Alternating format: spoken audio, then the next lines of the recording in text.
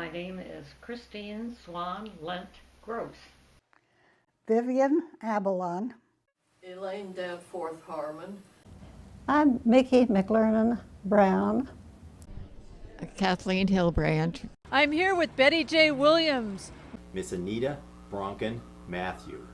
And I served in World War II in the Women Airforce Service Pilots. One of the Wasps in World War II. During World War II, Anita was a member of the Wasps. That is, the Women Air Force Service Pilots. The actual name WASP. It's Women Air Force Service Pilots.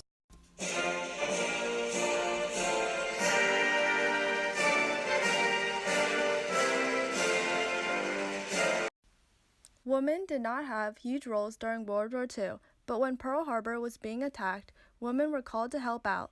They were asked to fly as the men fought on the ground. These women's love to fly drove them to complete difficult tasks and go through a long journey to have the honor to serve the country. The WASPs, or the Women Air Force Service Pilots, were the first women to be licensed pilots in the USA to fly military airplanes for the service. The group formed on August 5, 1943, with the help of Nancy Harkness Love and Jacqueline Cochran. These women both led two separate programs for women pilots. Cochran was interested in establishing a training program for ferrying and related missions. Love proposed for a small-scale group of trained women pilots be used by the ATC to ferry liaison and training aircraft on domestic flights. Their initial ideas were rejected, but then the need for pilots increased, so women were given the chance to ferry light planes, and those women became known as the WAFS, or Women's Auxiliary Ferrying Squadron. Love was in charge of them, and Cochran's plan was also accepted and put into action. An Army flight training program started. They were called the WFTD, Women's Flying Training Detachment. The purpose of these programs was to decide if women could serve as military so men could be released from air and put into combat. The WFTD and the WAFS united to form the Wasps.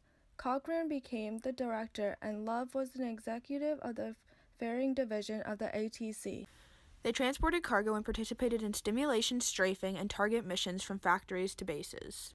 The Wasps successfully lived up to their expectations and completed their job.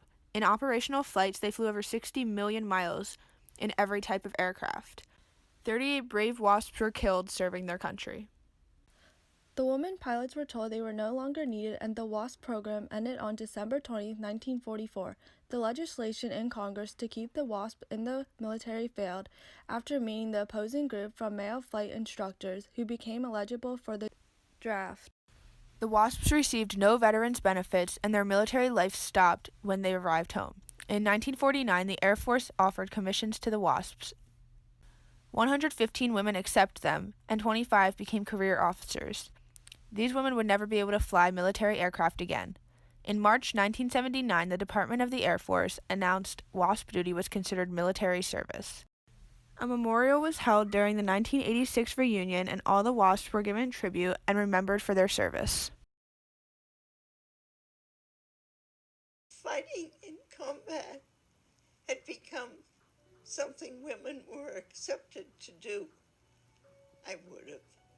If you're a citizen of that country and you expect them to honor you, you have to honor them.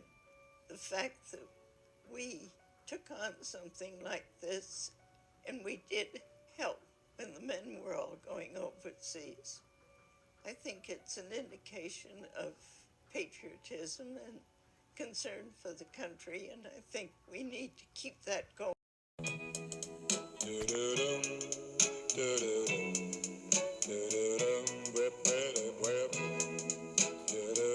The news traveled fast and 25,000 women applied to become a WASP, but only 1,830 were accepted. They had to be an American citizen and have at least a high school education. The age was 21 to 35 years old, and the height was 5-foot requirement. They had to have a commercial pilot's license with a 200 horsepower rating and over 200 hours of flight time. They also had a flight physical and a flight test administered by the Army. The women who were accepted to be part of the WASP had to go through long and vigorous training to receive their wings. 1,074 women graduated.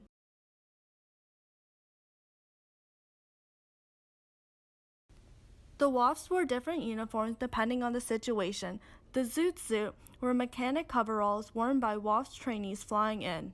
Wasp trainees wore dress uniforms worn for graduation. The Wasp flying uniform included an Eisenhower jacket and pants paired with a blue shirt and tie. The leather flying gear was worn when flying in cold weather. The Wasp wings, prop-in wings, and an Army Air Force patch was also worn with their uniform. Because Wasps were women, they had to pay higher expenses for flight training and received less benefits than a male pilot. For men, transportation to flight school was provided for free, but women were responsible for paying for all of the expenses. If men were kicked out of the program, they were simply assigned to another duty, while women had to pay for their flight home. Room and board was provided for men, but women were charged $1.65 per day, but Houston paid for all of these expenses. Men were given $10,000 insurance, while women were given none and had to cancel personal insurance. They contributed to an emergency fund. Men were provided with uniforms, while women paid over $100 for their own. When a man died, they were automatically escorted home and had a military funeral. The family was authorized to display a gold star. Women were given $200 and a plain pine box. There was no military escort, and they were not entitled to an American flag on their coffin. They had no right to display the gold star. These women faced clear and horrible discrimination and sexism, but they broke these walls and continued fighting for what they believed in. Men also caused problems for the women. Women also found grass in their tanks or acid in their parachutes. Men also slashed their tires so they'd blow out in the air, and they would loosen the flight controls. These sabotages would lead the women pilots to make forced landings, or it could also lead to the potential death. But if they reported these incidents, they feared of losing their job. They were also given the worst jets, and flying them was a challenge. In 1977, the Wasps were finally recognized as veterans. In 2002, Wasps could finally be buried in Arlington National Cemetery with full military honors. After almost 60 years, these women finally got the recognition that they deserved. Everything seemed great until John McHugh, an Army secretary, ruled that women should never be allowed to be buried in this military graveyard. So the Wasps were revoked of this honor. After a long, hard fight by the Wasps and their families, finally this awful change was reversed, and today the Wasps can be buried in the cemetery like they deserve. On March 10, 2010, the Wasps received the Congressional Gold Medal from President Obama, which is one of the highest civilian awards. The Wasps support the theme of conflict versus compromise. Because of a shortage in male pilots in World War II, the Wasps were created, which helped diminish the gender stereotype and labels. Very few people knew about the Wasps, but that did not stop them. They continue to break down gender barriers for women in the military forever. With humility, yet with a great sense of pride. Over 65 years ago, we each served our country without any expectations of recognition or glory.